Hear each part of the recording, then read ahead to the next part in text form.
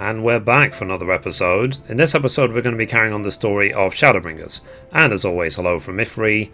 So we did a few things. I did all the shared fates in Calusia to get the riding map.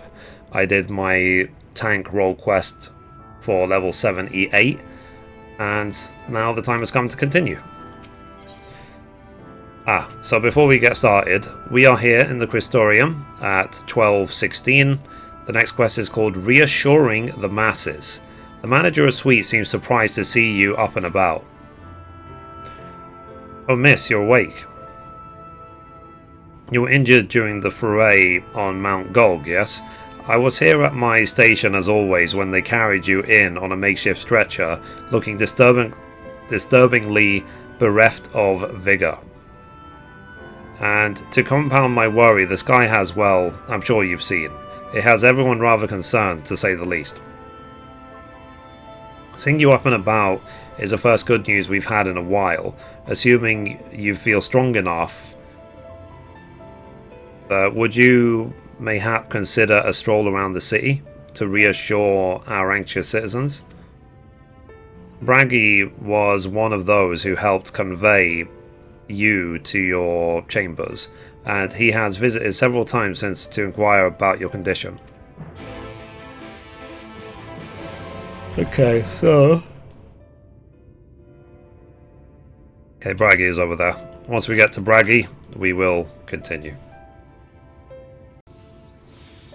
Okay, so we made it to Braggy. Let's talk to him. So, well, look who's back from the dead. It was a grim sight. Your companions look fair ready to drop when they brought you in, so I offered a helping hand. Couldn't bear to see them struggle so. And you, my friend, I feared you had one foot in the grave. Cold and lifeless you were, like a corpse that was somehow still breathing. Then they told me some evil bastard went and snatched our poor exarch away in the midst of chaos. Wicked White, what is the world coming to? But moaning never solved a thing, did it? Nay, it's time like these that we Crystorium folk stand tall and do what needs to be done. Greater Yormar is back on the table. We'd best make use of those resources to fortify the city against the Eaters, or whatever mystery the Fates deem fit to throw at us next. Speaking of mystery, Chesamile was worried sick about you. A healer wringing her hands is not a sight you ever wish to see, let me tell you. Awesome. So let's talk to her. Alright, once we get to her, we will continue. Okay, we made it to her, so let's talk to her. So, oh sweetie, you're alive. No one's been allowed to see you. Even Sparrig's surgeons were forbidden from making visits. Reen was kind enough to tell me that you were showing symptoms similar to Eater corruption, so I suppose there's little any of us could have done for you in any case. As for your companions, they've been rushing hither and yon, seeking a cure to your condition. I worry to see their faces grown ever more haggard every time they pass through the Crystorium.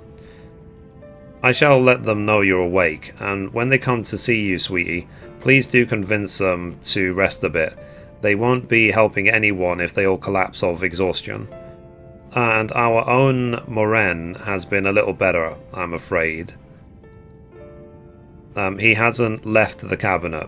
Too busy with his nose buried in one dusty tome or another. Okay. So we need to talk to Moren now. Once we get to Moren, we will continue. Okay, we're here with Moren now. So, confound it, this says the same thing as the last. Mayhap I should approach the problem from a different perspective. Mithrie, is it truly you, and not some figment of my imagination?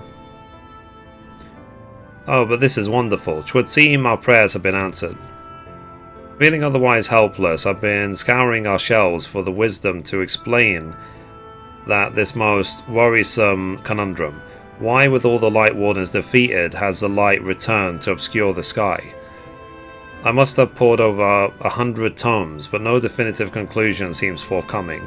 So many questions I would pose to the Exarch, and thus do I feel his absence all the more keenly. Now that you are awake, however, I am hopeful the search for our stolen steward might begin in earnest. Catliss, meanwhile, leads the crystalline mean in preparations for battle, though against what foe we are as yet uncertain.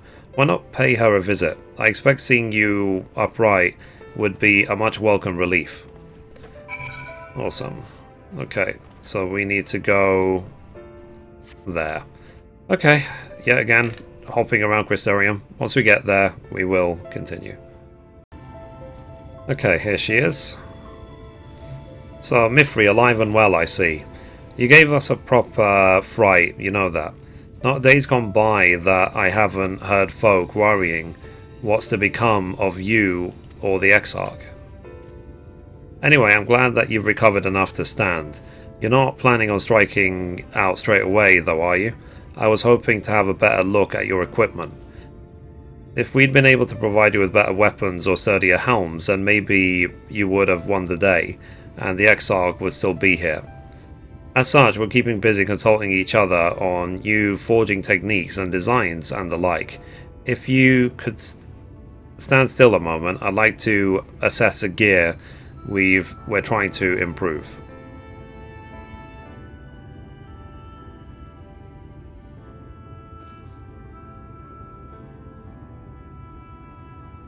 So, aye, well, that's some fine work, I must admit. It wouldn't be impossible to make something better, but we need to experiment with different patterns and materials, and I'm not sure we have that kind of time. That sounds like a challenge that he would enjoy.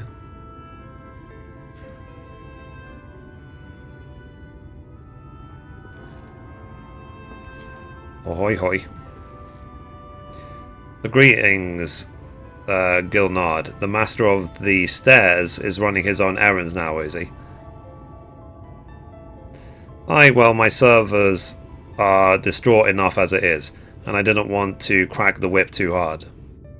But never mind that. I'm thinking our absent genius and his epiphanies are the perfect answer to this predicament of yours. And by genius, you mean old Grenold? He is a man of unrivaled gifts. I won't argue with you there. But what good does his talent do us if we can't bloody find them? No one's seen hide nor hair of Greenhold since he wandered off some years ago. You know what he's like once he latches onto an idea. He's probably cloistered himself in some forgotten cave, completely absorbed in his latest creation. I wouldn't even know where to start looking. That does make things difficult. Still, if that eccentric is someone you're destined to meet, I wager he'll show up soon enough. In my time at the bar, many the tale I've heard told of strangely fated encounters, even if a few of them might be stretching the truth just a bit. We'll keep our noses to the grindstone for the time being, but on the off chance that you do encounter Grenold, you'd be wise to take advantage of his brilliance rather than wait on our slow and steady progress. This is all talk for when you're fully recovered, of course. I'll let you get back to convalescing, before you do that, you're actually the reason I came over here in the first place. I don't suggest partaking of my stock until you're properly well, but if you're passing near the stairs, then I've a regular who's eager to meet you.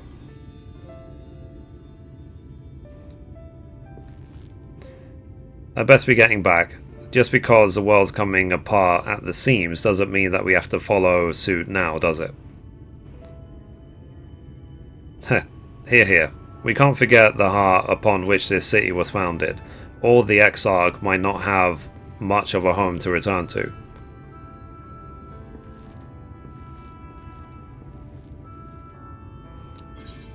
Cool, so let's accept.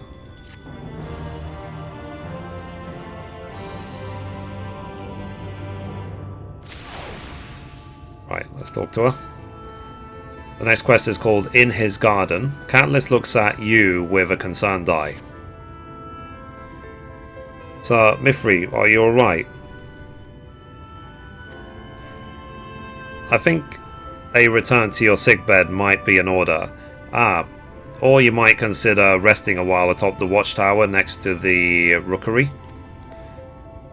This damnable sky doesn't make for the most soothing scenery, but the Exarch often liked to stand there and feel the wind upon his face. Interesting. Okay, so we need to go over there. Okay, once we get over there, we will continue. Okay, here we are.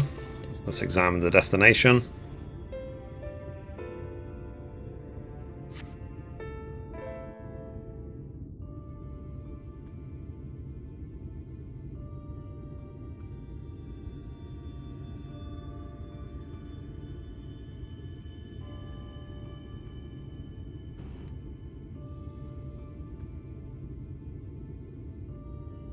The people of this city have spirit, I'll give them that. They've not lost the will to fight.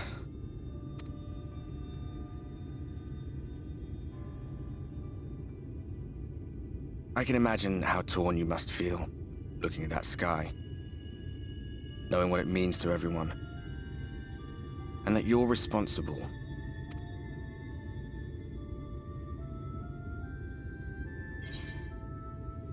The secrecy is worse. I'd rather people knew. Still can't believe it's coming from me. It's all such a mess.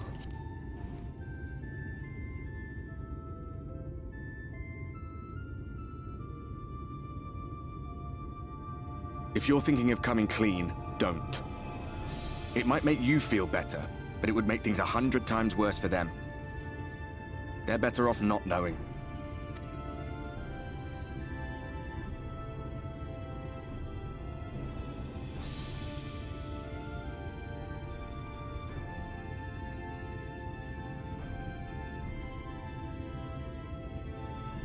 You're in a corner, and there doesn't seem to be any obvious way out.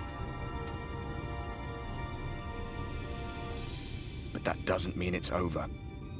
However hopeless it seems, you haven't lost yet.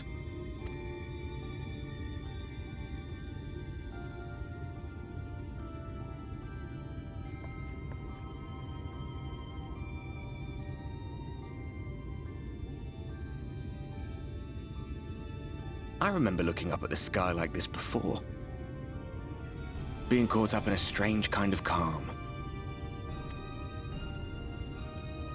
It was after we realized we were responsible for the flood. When we resolved to journey to the source by taking our own lives. One last sacrifice. One last fight. One last failure. And then the Oracle appeared and, well, you know the rest. There were times in the years and decades that followed when I wondered if we might not have been better off just letting the rejoining happen.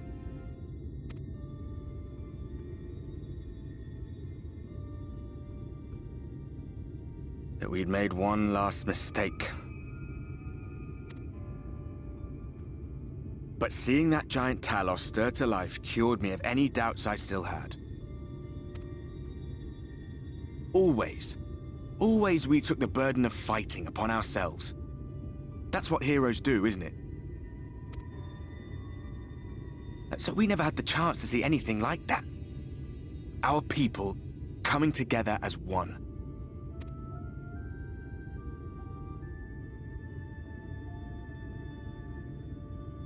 To think that their hope still burned so bright. That they were still so eager to live, they would lift up their fellows, one on top of the other, till they reached the sky. No. We made the right decision.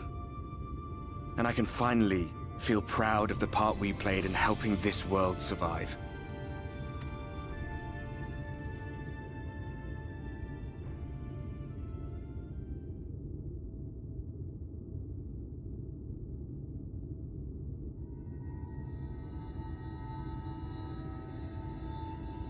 Well, come on then.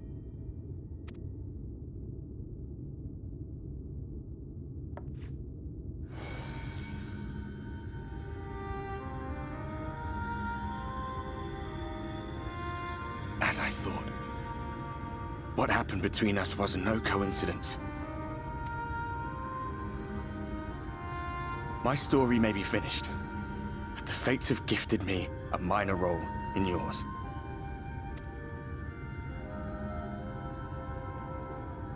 I suspected as much the moment I realized you could hear me. But it's hard not to doubt yourself when you're the man who caused the flood. I was afraid to do anything more than watch for fear of making things even worse. But no longer. After all, the path I once walked is now yours to finish.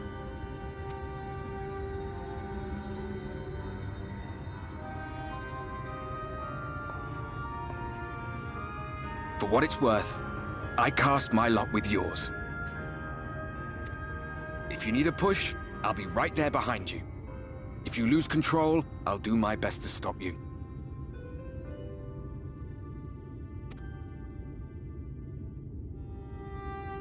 So, let us be about it, hero.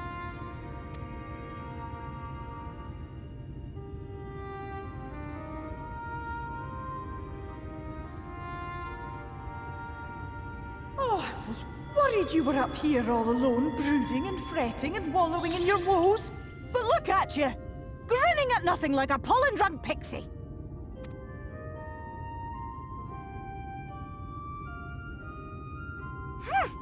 Look at what you've done to your ether. It's a mess. And you have cracks running all through that pretty soul of yours. My poor little sapling. Whatever am I to do with you? Fix me, please.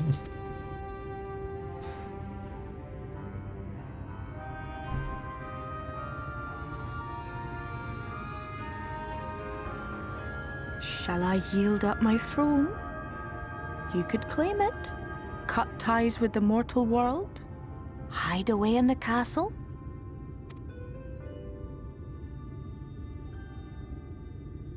It won't fix the problem, but would it really matter?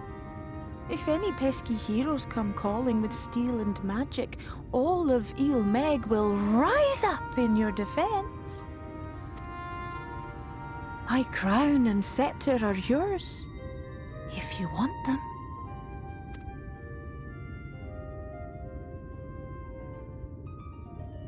What? Don't give me that look! Of course I knew before I asked that you'd never ever heed such a wicked suggestion. And besides, what would become of my precious and ephemeral flower?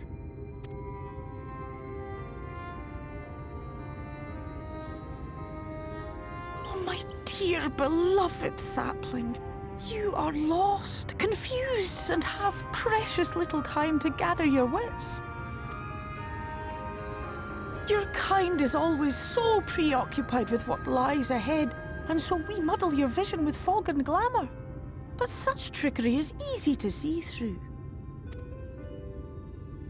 Stand very, very still.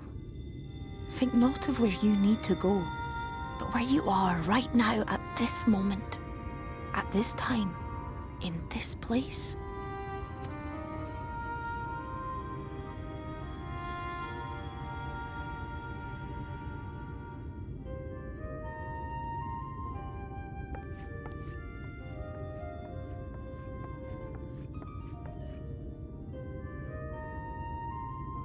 Our cairn of crystal.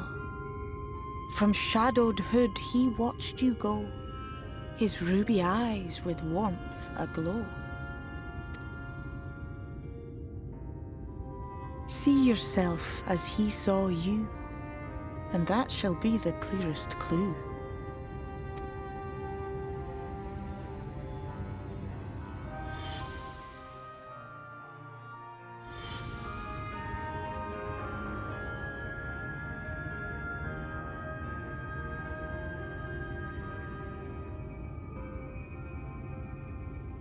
You stand in his garden, dear sapling. Ask his flowers what they know, and you will surely find an answer. But what will you do with it, I wonder? I'll be watching and waiting. Waiting and watching.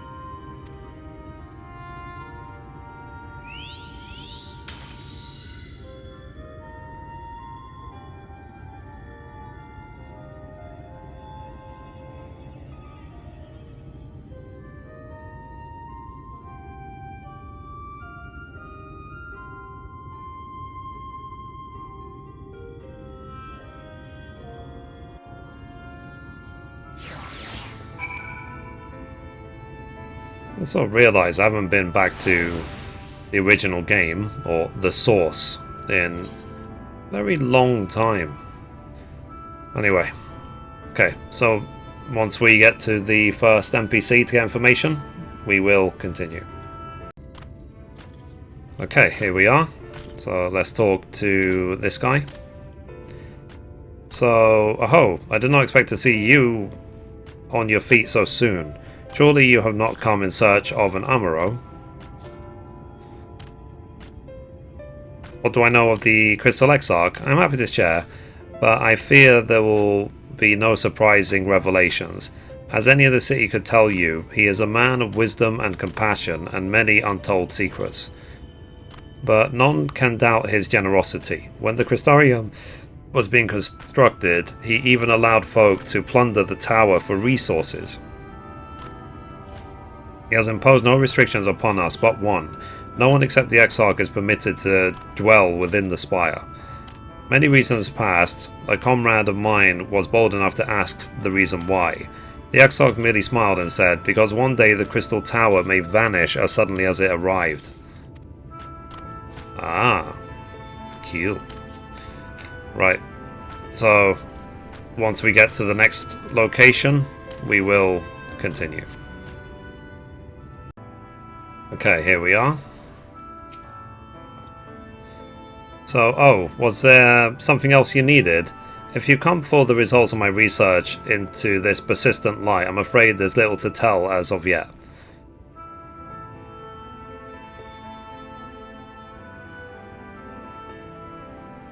So, records pertaining to the Exarch?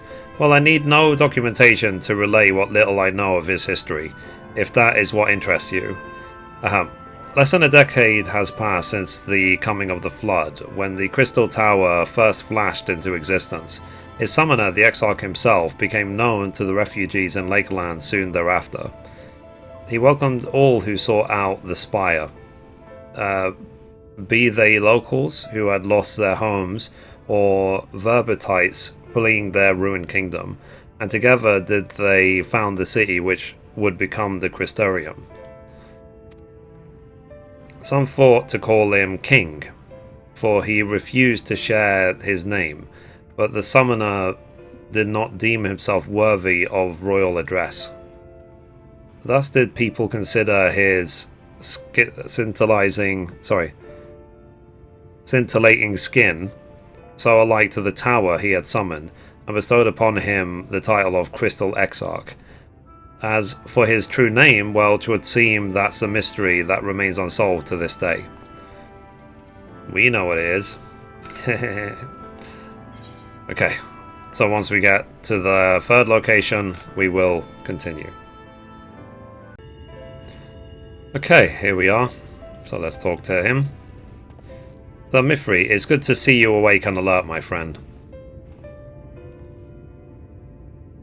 What's this about? You're not writing the Exarch's memoirs, are you? I'm not sure how much I can tell you, considering we avoid asking too many questions. Unspoken rule and all that. If anyone has fresh insights to share, then it would be Captain Lena, I'd say. She lost her parents to an Eater attack not long after she was born, and the Exarch saw her to her upbringing. Outward appearances aside, those two are like grandfather and granddaughter. I imagine the news of his predicament hit her doubly hard. Not that our proud captain would ever let it show. If you decide to talk to Lena, she'll be at her usual post at the Ancestor Gate. Cool. So... alright. So again, once we get to her, we will continue. Okay, here we are with Lena.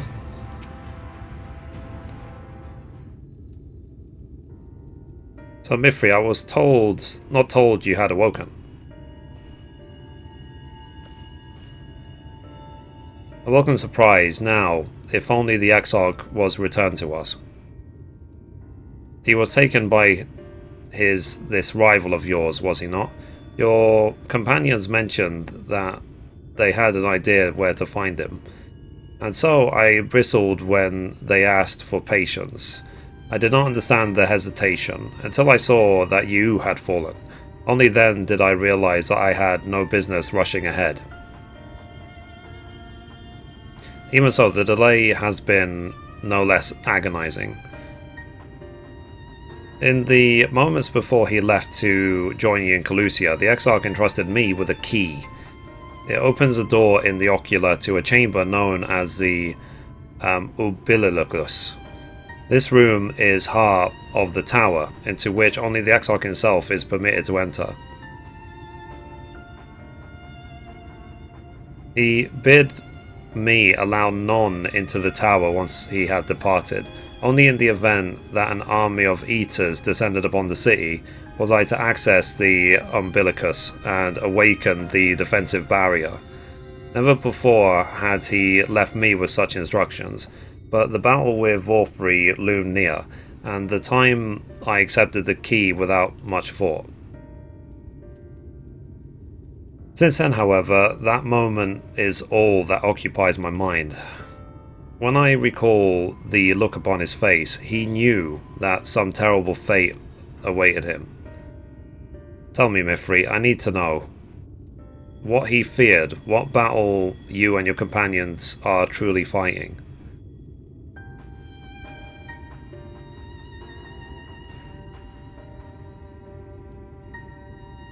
Forgive me.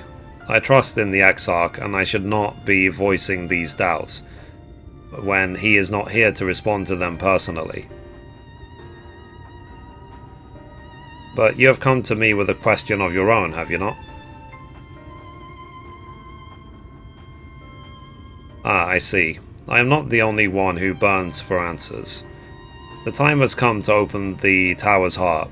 Though we do not face an invasion of eaters, I suspect the city will be in far more danger if we do not gain the knowledge you seek. Awesome.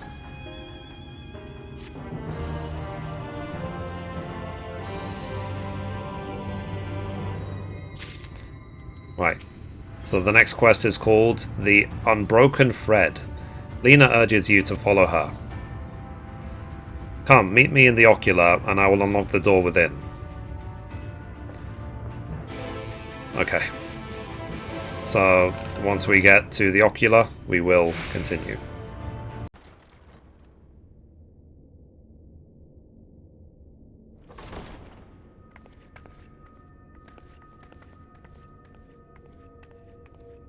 I have unlocked the door to the Umbilicus. You are free to enter.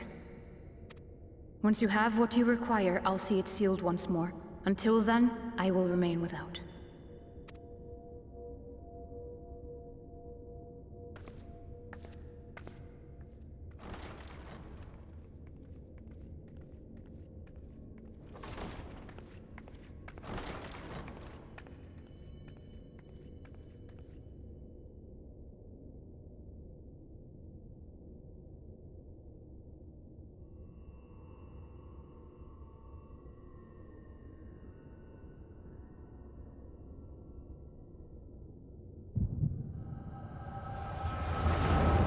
Like Dumbledore's chamber.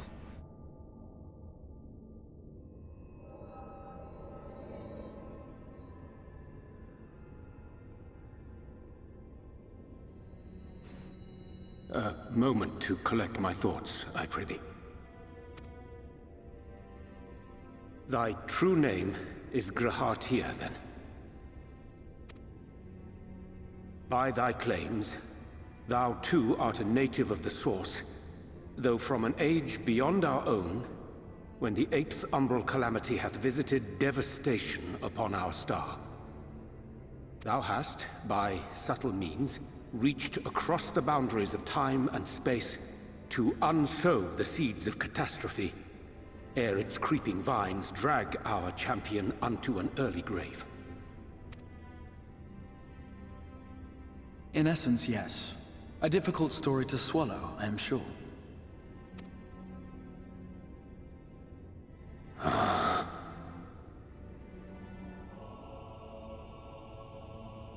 I doubt not the veracity of thy words, not the account of thy coming, nor that of the fated calamity.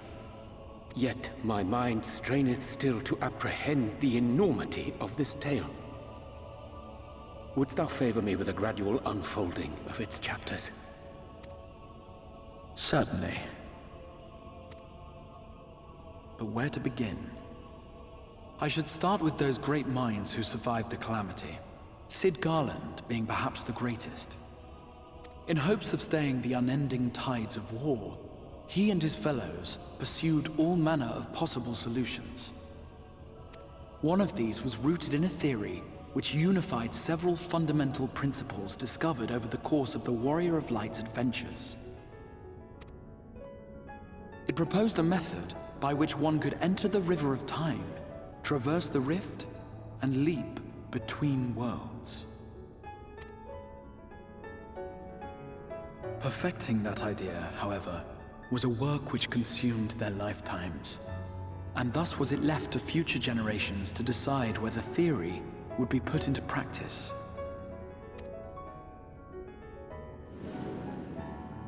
But all the while, the world continued to burn. Hope was a feeble outpost, beset on all sides by thievery and misery and murder.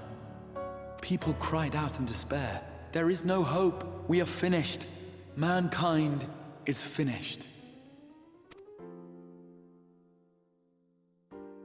Then others raised their voices in answer.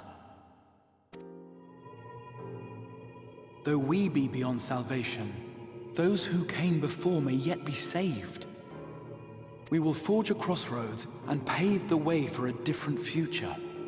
By the wisdom of our forebears, we will prevent this calamity from ever having come to pass.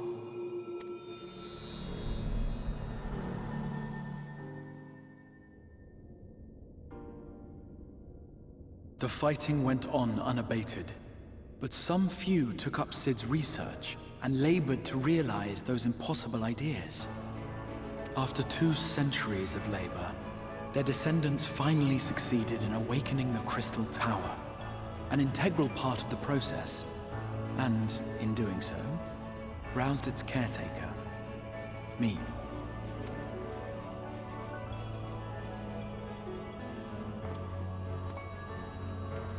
By this stage, scholars had largely established the phenomena underpinning the rejoining, and identified the first as the shard which precipitated the 8th umbral calamity. This grand structure was already capable of storing the energies required to attempt the translocation. All that remained was to augment some few of its functions based upon the theoretical models of Sid and his compeers. And by means of such technologies didst thou effect thine arrival in the first, to an age before this star had joined with the Source.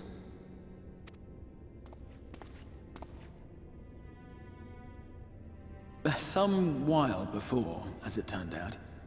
'Tis all but impossible to predict how time will flow between one world and the next, and we missed our mark by almost an entire century. But this only worked in our favor.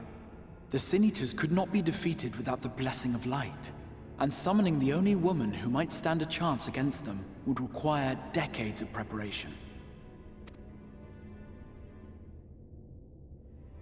An undertaking of scarce credible endurance.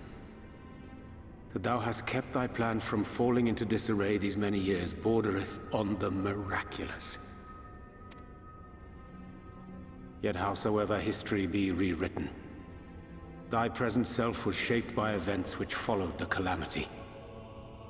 Should said catastrophe be averted, the very skein of thine existence will unravel. Surely thou hast foreseen this. I am aware of the consequences. 'Tis for that very reason Cid and his colleagues bequeathed their legacy as an offering, and not an edict. To give all of oneself for the happiness of others, and with no promise of reward. 'Tis a hard thing to ask. Harder still for those condemned to survive in a world which pitted brother against brother. Indeed, you are right to call the execution of this plan miraculous, though the force which held it together was nothing so inexplicable.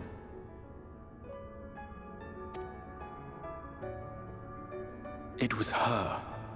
The warrior of light has been our unbroken thread.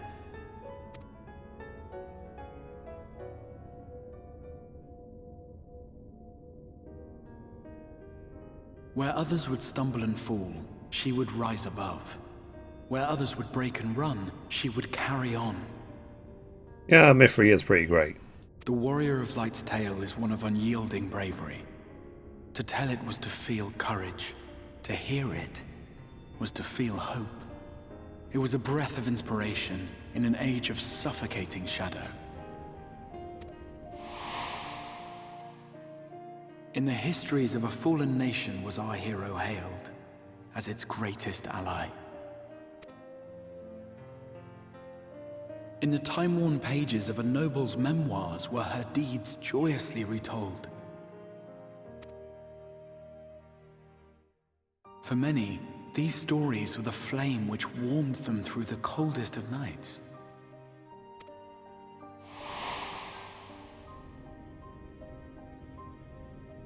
And so it should come as little surprise that the plan found no shortage of volunteers, concerning as it did the Warrior of Light herself. It was their chance to add their own verse to the hero's saga.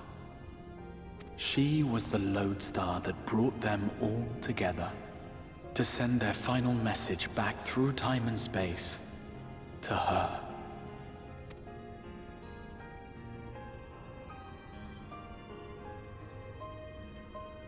The light of your legacy was our torch in the darkness. Burn bright again and live.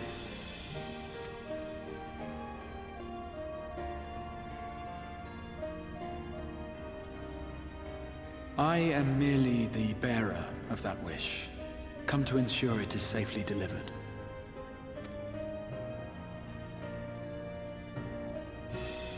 Wherefore sharest thou this burden with me and no other? What wouldst thou have me say? That you will be my accomplice? 'Twas you yourself who convinced me of your suitability when you spoke of how you learned of the Flood, and of your part in arranging Minfilia's journey to the First. Your actions showed uncommon resolve. 'Twas clear you were committed to the cause of saving this world. I knew I could trust you to choose the right path forward, even if that choice came with a heavy price.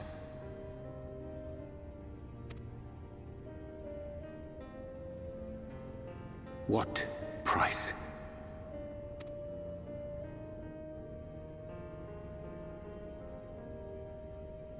When all is said and done, and the last of the Light Wardens lies slain, I will absorb their corrupted ether, and then I will die. Knowing what I know of your companions, not to mention your champion, they will try to stop me. But in saving one, they would save none. Therefore, I implore you to aid me in concealing my identity and ensuring this tale ends as it must. To this end, I would have you take what I have told you of the Calamity and make of it a portent. A prophetic vision you beheld in the swirling chaos of the rift.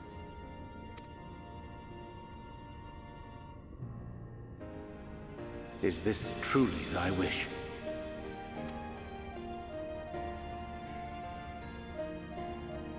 History remembered the Warrior of Light, as I knew it would. And I will suffer no other to rescue the champion whose star has charted my course.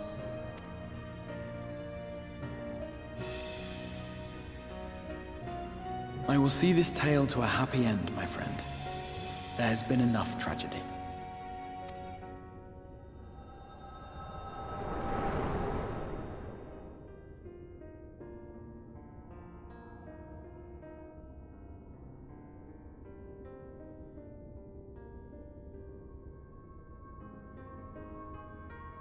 Careful now. If you lose control again, the light could claim you for good. Although it's probably only a matter of time before you succumb to the change in any case.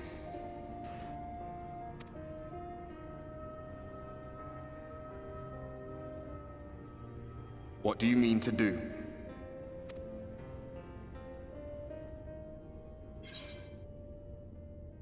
Let me turn down Emmet Sulk. I mean to rescue the Exarch. I have a few words with both Emmet and the Exarch.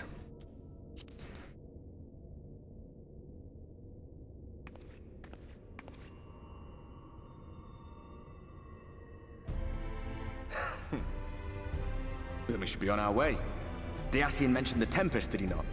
That's the stormy seas around Calusia to you. His lair must be down there somewhere, hidden beneath the waves.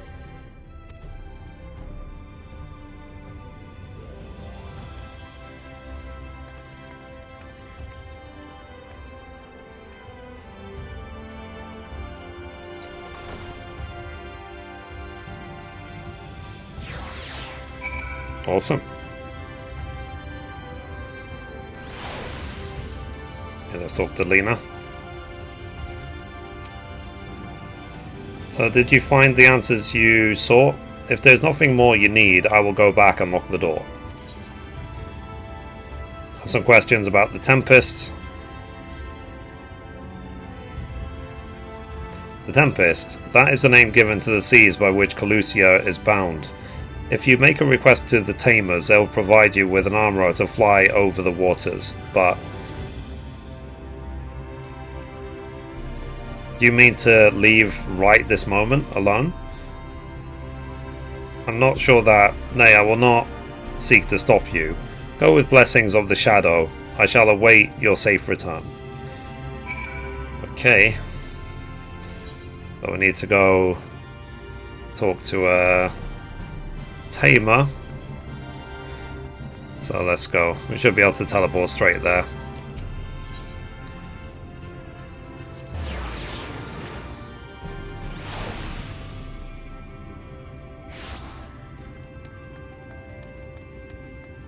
Okay, here we go. So you require an armourer. Just a moment. I shall saddle our swiftest beast to fly you to the island. The open water? To the depths of the Tempest? Our armourer can swim, yes, but to reach the ocean floor...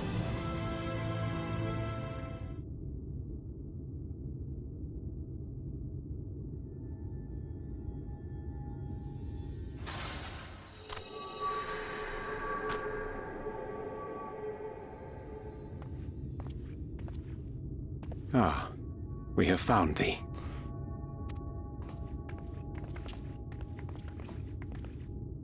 What's up? Word reached us of thy recovery, and thus did we gather with all haste. Ah. By thy looks, I gather thou hast gleaned that which I came to tell thee.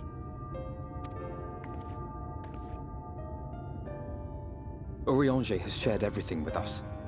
The Exarch's true identity and purpose.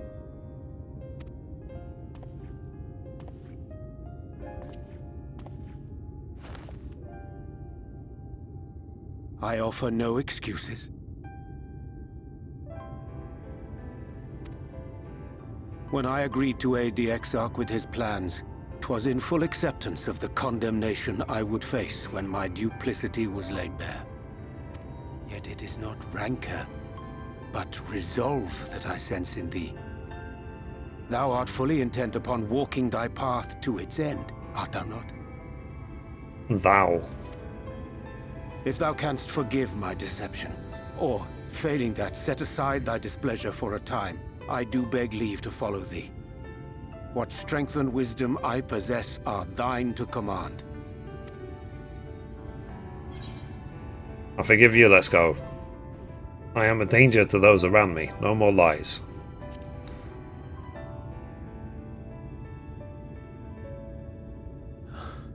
I thank thee. Doubt not but that I will do all in my power to repay thy kindness and fulfill the Exarch's wishes.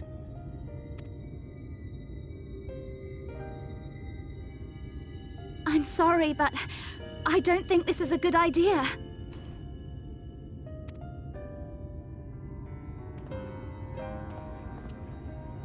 Leaving the Crystarium, I mean, with or without Urianger. What I did for you won't last forever. There's no telling when the light will break free again. Please, you must stay here, at least for a little while longer. We will find a way to cure this, I promise you. How can you make promises? We don't even know where to start. Alize, please. You know Reen was only trying to help. Of course I know! I know only too well! But making promises you have no way of keeping is not a kindness. It's a lie. Plain and simple. We've all searched, high and low, for an answer, and every one of us came back empty-handed. I am not about to stand in her way now. Not after failing her in her hour of need. No. The least we can do is...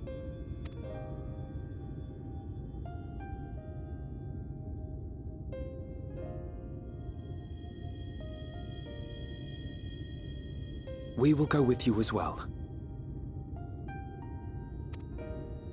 There is naught to be gained by standing still. Indeed, we have exhausted every other avenue. Lead, and we shall follow. If there is any hope to be found, then we will surely find it at your side. Are we all in agreement, then?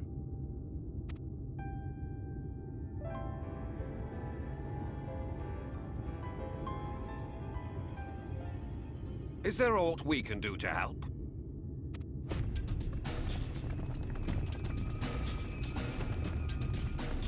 Though we may not know the whole story, we do know you're in for a fight. And while the Exarch's away, it falls to the rest of us to see the Warrior of Darkness is given a proper send-off. You told them! No! Well, not in so many words. Aye, we didn't need it spelled out for us. When the night sky appeared over whichever place you went to, it was harder not to put two and two together. From the moment I heard that you and the Exarch shared the homeland, I had my suspicions. Long had he been waiting for a certain someone to arrive, and I knew at once that it must be you. Exactly. When he went out to meet you, 'twas clear it was no ordinary visitor. That spring in his step spoke volumes. I could feel his excitement. Me too! That's right! Here, here!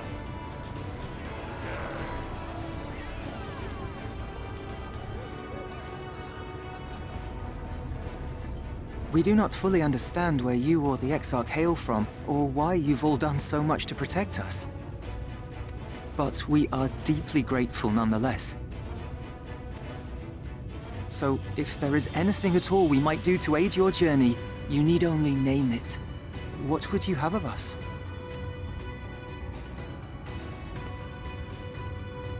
You might have invited them to join us, where there are not so many. But come, they are waiting. What is your will, O warrior of darkness?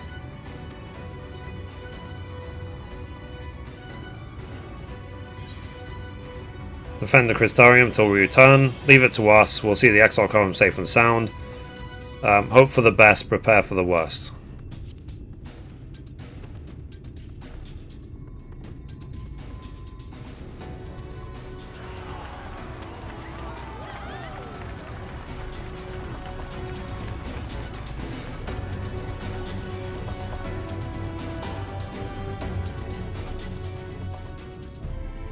Awesome. So, Laos did us plan to commandeer an armourer for the journey to open sea. I fear the following dive down into Emet-Selk's underwater abode would drain even thy legendary stamina. Thus, during my convalescence, we considered the most efficacious method for reaching the depths of the Tempest, and I believe we have arrived at an elegant solution. Yeah, if we discuss this step, I suggest thou thus conclude such pressing business as remains to thee in the Crystarium. Once the sea closeth above our heads, we are unlikely to surface again until our grand deed is done. Coffin wink. Okay. So, I think it's a good time to end. So, anyway guys, if you like that video, be sure to give it a thumbs up. You can watch a random video over there, you can watch the latest upload down there, or you can click down here to subscribe. Thank you guys, bye bye.